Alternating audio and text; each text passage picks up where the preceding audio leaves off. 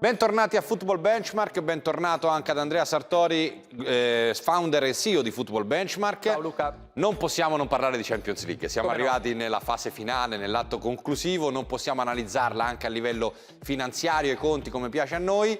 E la prima cosa clamorosa che ci viene incontro con le grafiche e con i numeri è quello che vediamo anche nei fatti, cioè che c'è una parte dove ci sono i grandi club d'Europa e dall'altra il derby italiano con Inter Benfica. Questa differenza si nota anche nei ricavi, nei numeri, nella capacità economica, nella forza economica delle società.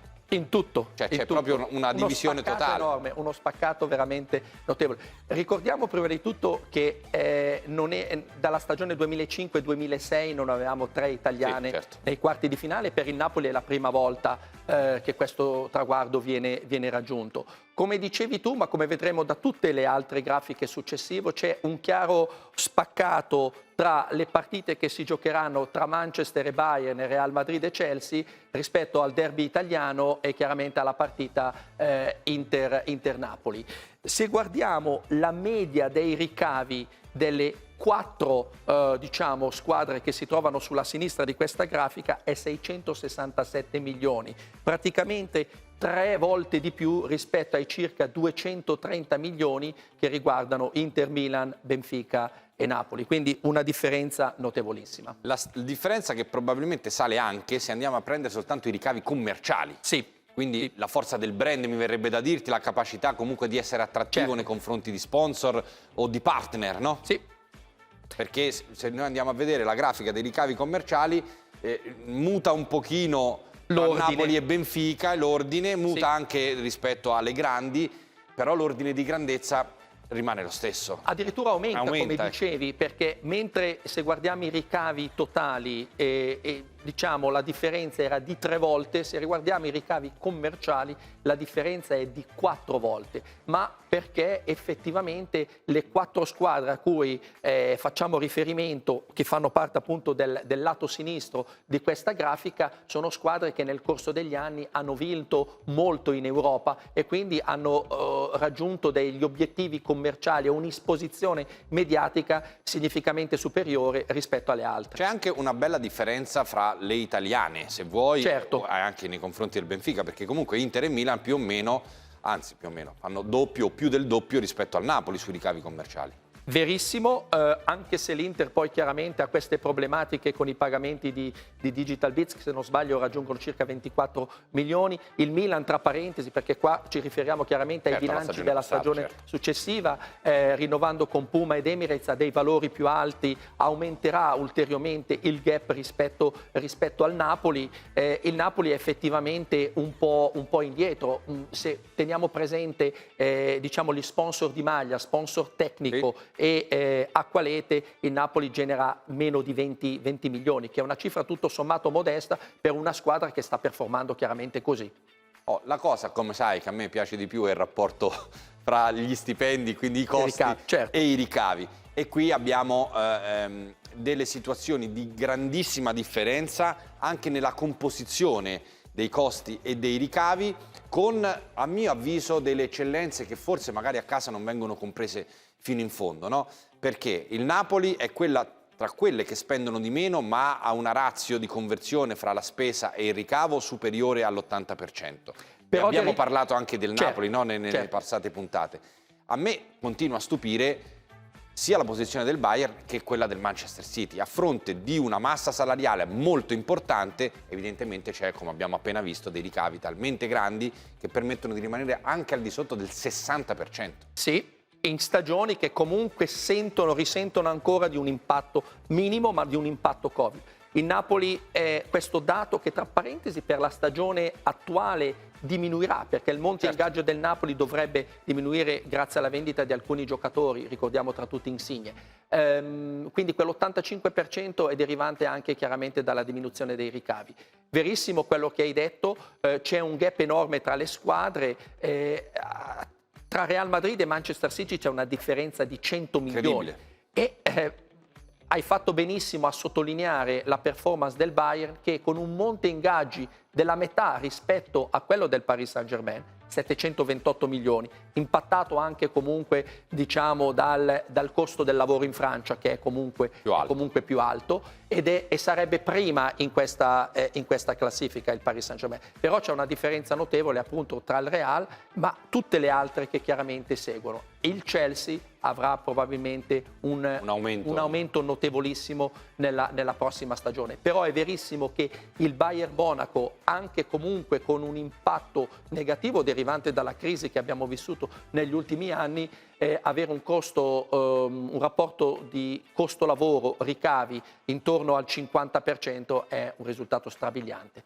Risultato strabiliante e anche, se andiamo a vedere la redditività, il 30° risultato utile consecutivo del Bayern Monaco sul bilancio. Rimane, qui stiamo parlando naturalmente della stagione passata, sempre 21-22. Il Real Madrid e il Manchester City sono le altre due società che hanno il bilancio in attivo. I rossi ci sono alcuni contenuti, alcuni in fase di contenimento, alcuni come quello dell'Inter che comunque destano preoccupazione. Certo, e indubbiamente l'Inter desta preoccupazione anche in virtù di determinati avvenimenti a cui facevo riferimento prima, incluso il mancato pagamento di una fetta importante diciamo, di ricavi commerciali.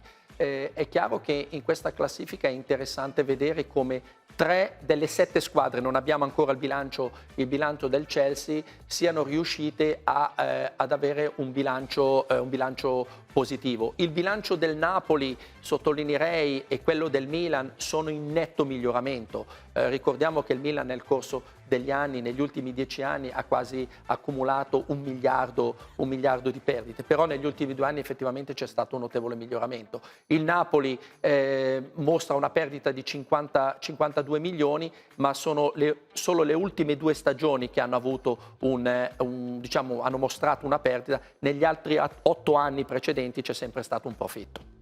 E naturalmente queste differenze che noi abbiamo visto nei ricavi, nei costi di squadra, quindi banalmente uno dice più ti pago più sarai forte, a meno che non mi sono completamente sbagliato nella valutazione del tuo salario. Il discorso della redditività poco entra, ma comunque ti dimostra quanto un club può essere solido. Non a caso i 3 club più importanti che ancora sono rimasti nella competizione sono i 3 in attivo, si riverbera naturalmente anche nel valore della rosa. Anche qui abbiamo voluto mettere insieme chi si affronterà, anche qui vediamo, Andrea, una grande spaccatura, no? Fra i quarti della parte alta del tabellone e i quarti della parte bassa. Adesso non so se la parte alta o la parte bassa, sinistra, la prima destra, parte ecco, o seconda parte. Certo.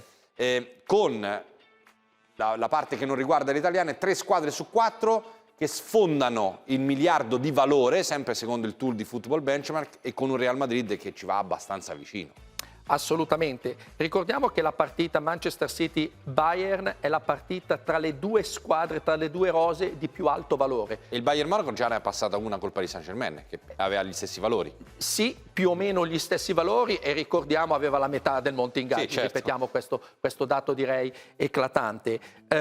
Il Chelsea in questa classifica, aggiungendo tutte le squadre, anche quelle che chiaramente non hanno partecipato, è comunque terzo. Il Real Madrid è solo 9° in questa classifica. Il Milan sarebbe 11° nella classifica del ranking del valore delle rose a livello europeo, e il Napoli sarebbe 12°. Quindi direi che sono partite anche molto equilibrate quando si guardano i valori delle rose. A mio avviso un dato molto interessante, te lo stavo per chiedere, è l'età dei calciatori. Cioè il Chelsea è la squadra più giovane con un'età media di 26 anni, l'Inter è la squadra più vecchia con una media di 30 anni.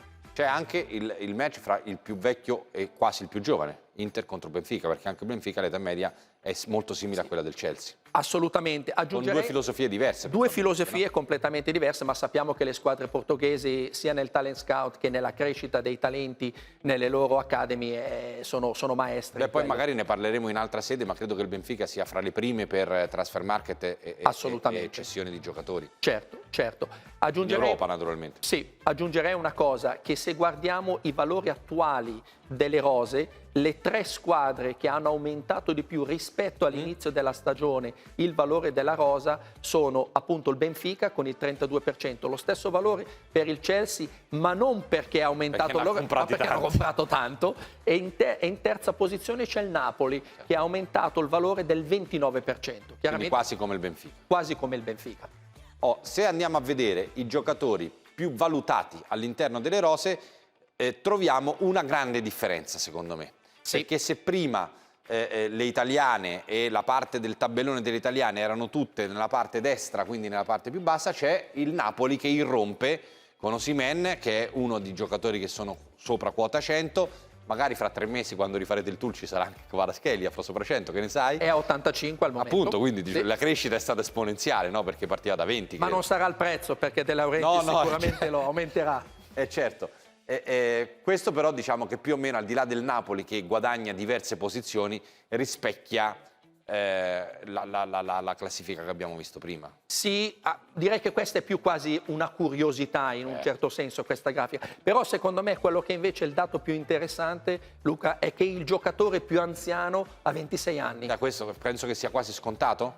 Sì, però nel corso degli anni il valore dei calciatori quando è che più comincia giovani... a calare il prezzo rispetto all'età? Il valore rispetto all'età, certo, diciamo, sì. intorno ai 28-29, cioè, però più... L'apice è 28-29. Sì, però quello che direi è che oggi come oggi il valore dei calciatori giovani, diciamo di 22-23 anni, è aumentato rispetto a 3-4 anni fa. C'è anche la capacità, no, di poter investire su un giocatore del genere, che magari non perdi la risorsa che hai investito, immagino. Esattamente. È un vero e proprio investimento che fai su un giocatore che nella peggiore delle ipotesi ti tieni perché hai già giudicato che ha quell'altezza. L'ultima curiosità che a me ha stupito, perché il discorso dei social e quindi dei followers sulle varie piattaforme è un indicatore di notorietà, nulla più, perché non porta ancora, cioè non c'è una conversione, no, fra followers e entrate, perlomeno non diretta. Sì e no, perché c'è nei ricavi commerciali. Sì, però insomma, vedere il Real Madrid che è più del doppio delle altre tre. Di tutti gli altri. Guarda, allora, il Real Madrid è più del doppio delle tre non squadre. Non me l'aspettavo, ti dico la verità. Beh, l'abbiamo visto negli anni passati, la forza del Real Madrid e dei calciatori. E diciamo che quello che stupisce probabilmente è il gap. Forse il dato più eclatante è che se tu metti insieme Milan, Inter, Napoli e Benfica, sono tante Coppe dei Campioni vinte o Champions League nel passato, il Real Madrid ha l'80% dei follower di quelle squadre. E poi se vediamo rispetto al Chelsea, il Manchester City e il Bayern di Monaco, il Real Madrid ha più del doppio dei followers. Quindi è un brand che chiaramente ha un'esposizione globale enorme, ma perché in questi anni ha vinto così tanto ed è stato chiaramente esposto. E se vuoi è un po' quello che diceva Guardiola sul discorso dell'abitudine a vincere in Europa di determinate società piuttosto che altre. Lo ritrovi secondo me anche qui, perché chiaramente se tu vinci, sei abituato a vincere tanto a livello internazionale, poi ti conoscono davvero in tutto il mondo, un brand universalmente riconosciuto. Forse se ci fossero stati i social negli anni 90-2000, magari il Milan avrebbe il posto del Real Madrid. Assolutamente, certo, verissimo quello che dici. Grazie mille allora Andrea per te, questa chiacchierata, buona Champions, naturalmente Football Benchmark torna la prossima settimana.